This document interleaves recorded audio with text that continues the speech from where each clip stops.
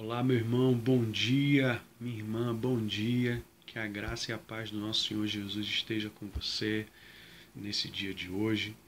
Nós estamos aqui para compartilhar mais uma videoaula sobre as parábolas do Senhor Jesus, na expectativa de que Ele te fortaleça, que Ele te instrua, que Ele te ensine, que te faça crescer na graça e no conhecimento, para que você permaneça firme no Senhor Jesus até a volta dele. Amém? Pegue sua Bíblia comigo e abra no Evangelho de Marcos, capítulo 4. Nós vamos ler do versículo 21 ao versículo 25. Nós vamos estar estudando hoje a parábola da candeia. Uma parábola pequena, mas com um significado muito profundo, uma lição muito importante para nós. Diz assim, versículo 21. Ele lhes disse: vem a candeia para ser posta debaixo do alqueire ou debaixo da cama? Não vem antes para ser colocada no velador? Pois não há nada encoberto que não haja de ser revelado, e nada se faz para ficar oculto, mas para ser descoberto. Se alguém tem ouvidos para ouvir, ouça. Então lhes disse: atendei ao que ides ouvir. Com a medida com que medirdes, vos medirão a vós, e vos será ainda acrescentado. Ao que tem, lhe será dado, e ao que não tem, até o que tem lhe será tirado.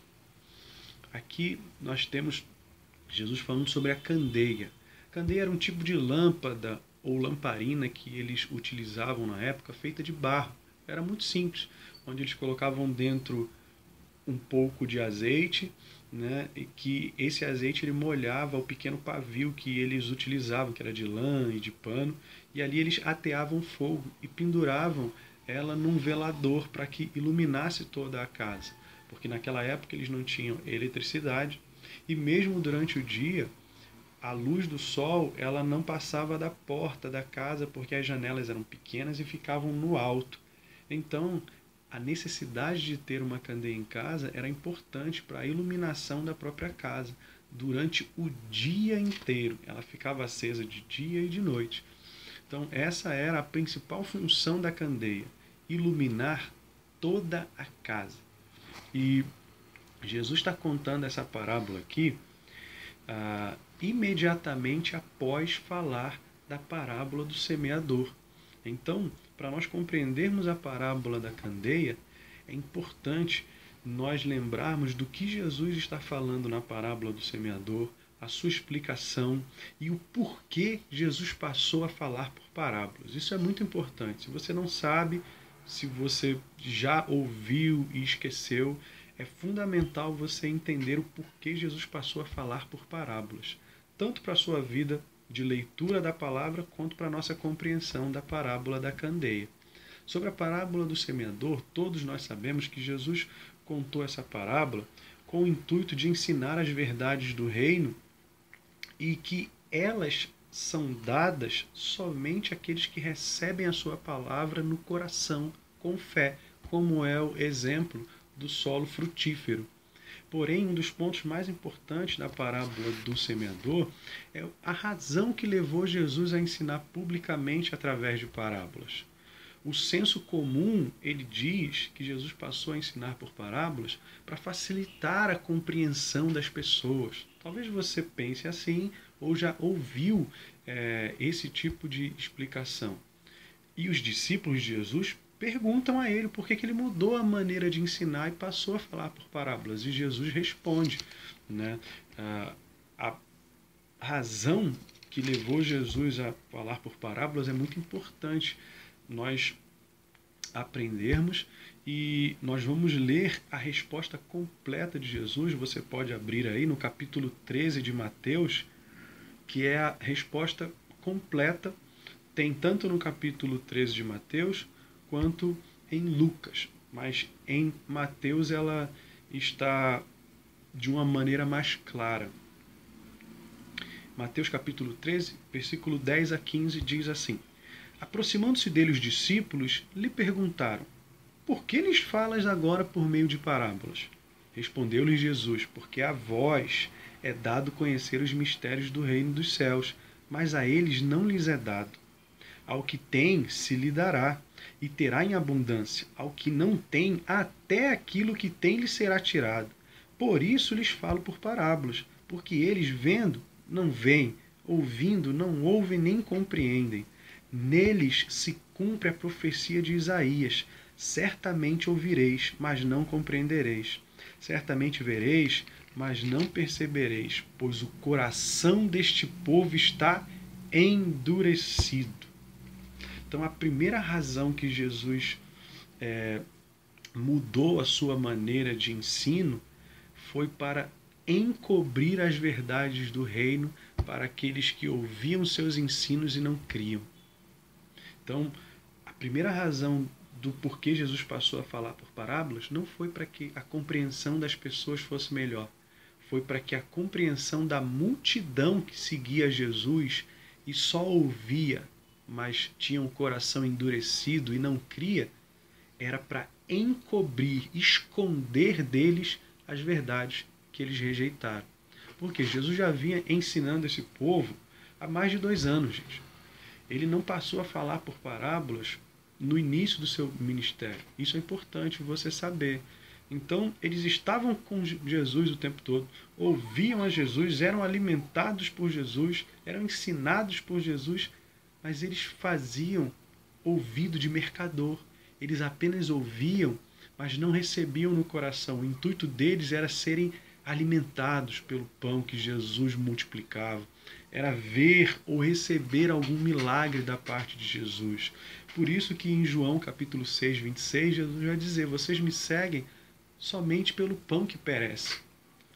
Então, em vista da incredulidade que eles tinham, da rejeição que eles faziam no coração a mensagem do Evangelho e não se arrependiam, Jesus então agora, como consequência da rejeição deles, Jesus começa a ensinar por parábolas para encobrir e não mais revelar, para encobrir deles as verdades do reino através de parábolas. Eles podiam até entender as referências da cultura, do dia a dia, os símbolos que Jesus utilizava, porque era, de fato, do seu cotidiano. Mas eles não seriam capazes de entender, de compreender a lição espiritual que Jesus queria trazer ali. Esta, como Jesus disse, seria dado somente aos discípulos em particular. E aqui está a segunda razão do porquê Jesus passou a falar por parábolas, para revelar os mistérios do reino somente aos seus discípulos, porque eles creram nele, eles receberam a sua palavra como aquele solo frutífero.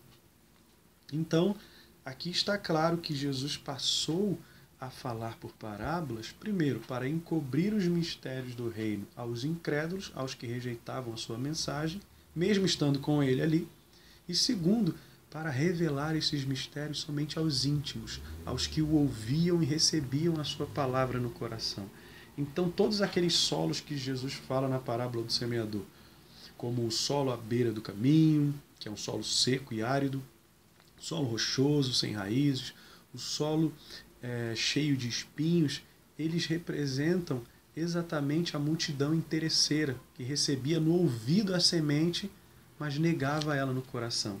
Já os discípulos, os crentes, são aquele solo frutífero que não só ouvem, como também recebem com fé, se arrependendo e vivendo para Cristo. A eles é dado conhecer os mistérios do reino. Esses frutificam em sua vida a transformação que a palavra de Deus produz. Após esse contexto, nós já podemos então compreender o porquê Jesus contou a parábola da candeia, o que ela significa dentro desse contexto. No versículo 21, Jesus está falando exclusivamente da candeia, né? E ela como fonte de iluminação para casa. Esse é o ponto principal da parábola.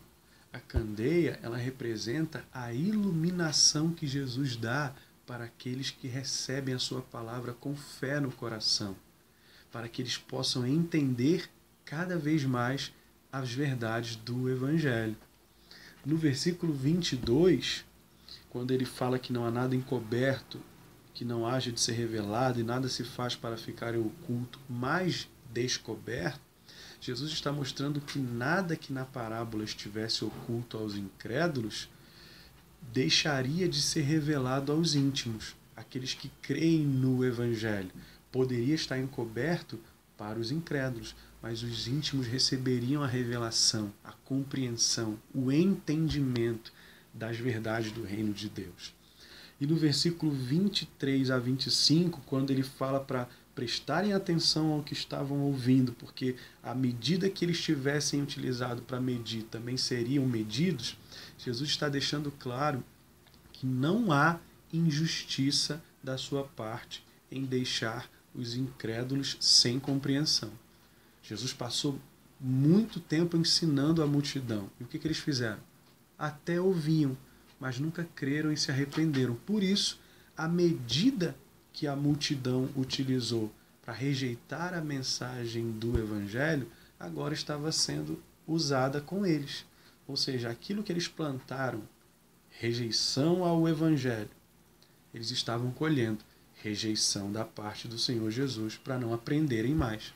Portanto, os incrédulos, eles mereciam, a multidão merecia ficar sem condições de entender as verdades, porque eles mesmos as rejeitaram.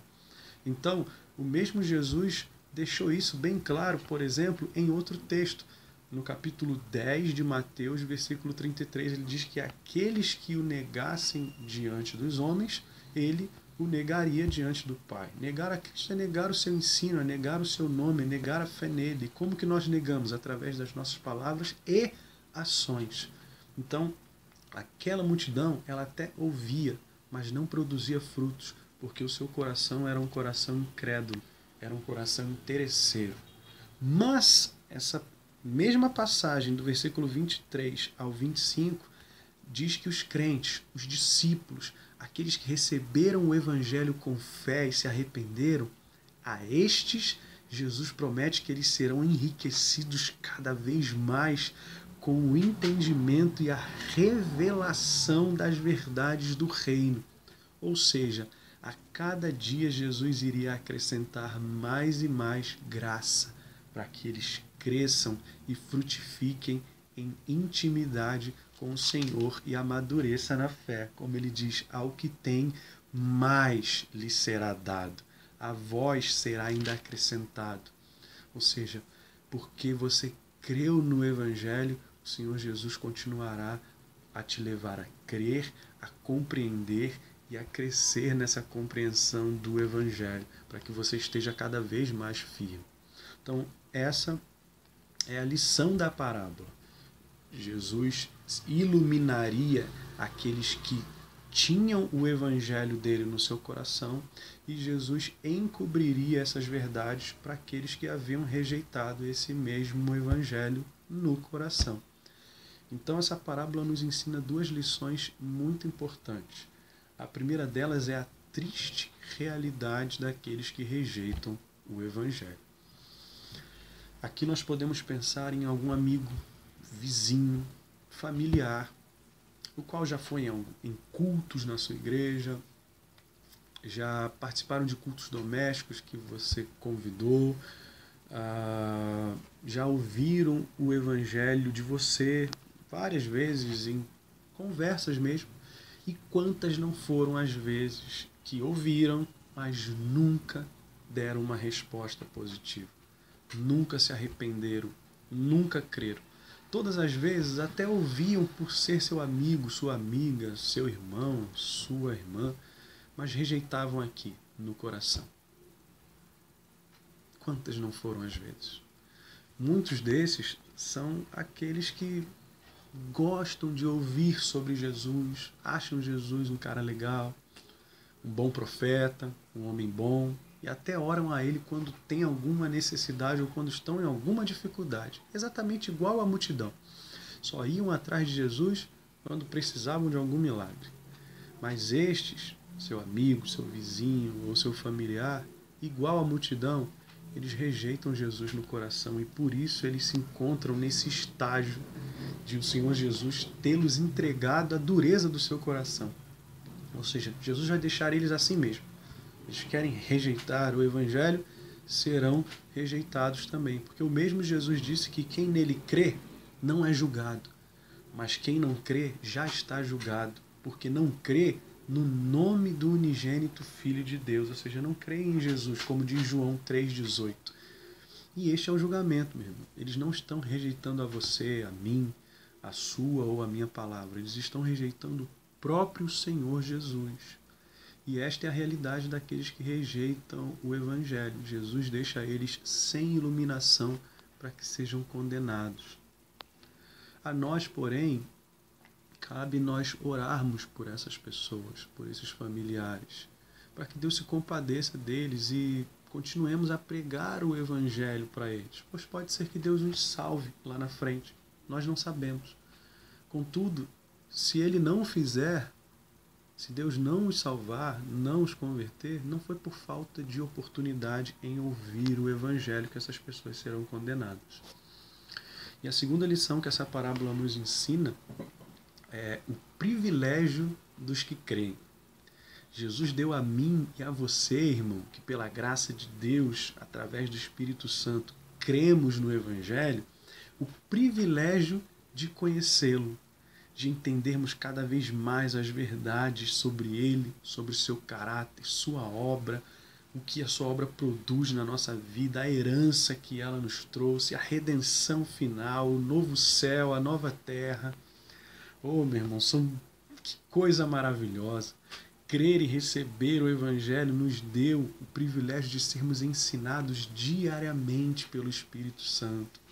Como João escreve na sua primeira epístola, no capítulo 2, verso 27, ele diz que a unção que nós recebemos dele, ou seja, de Cristo, a unção aqui se refere ao próprio Espírito Santo, é ela quem nos ensina. Nós não precisamos de mediadores entre Deus e nós para aprendermos a palavra.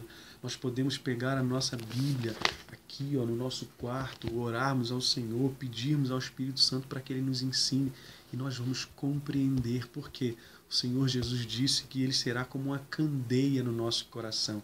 Ele vai iluminar o nosso entendimento para nós aprendermos a sua palavra cada vez mais e crescermos cada vez mais. E um dos maiores privilégios de podermos entender essas verdades é que o Senhor Jesus jamais deixará que nós sejamos enganados. Podem vir falsos profetas, falsos ensinos, falsos cristos, que o Evangelho diz para nós que todo aquele que nele crê não será confundido, não será enganado. Romanos 10, 11. Portanto, meu irmão, sinta-se agraciado, bem-aventurado, porque Deus, Ele, através de Cristo Jesus, te iluminou um dia para você crer, compreender e ser salvo por meio do Evangelho. E hoje Jesus continua a iluminar a sua mente, o seu coração, para que você entenda a palavra dele, para que cada vez que você abra a sua Bíblia, você possa ser ensinado pelo Senhor. Jesus tem te santificado, tem moldado o seu caráter, tem preparado você através da palavra dele para enfrentar as dificuldades da vida e permanecer firme até chegar ao céu. Por causa da iluminação do Senhor no nosso coração, no seu coração, você pode permanecer firme, você pode compreender a palavra. Então, seja grato a Deus por Ele ter abençoado você. Que Deus te abençoe através dessa ministração da palavra dele, em nome de Jesus.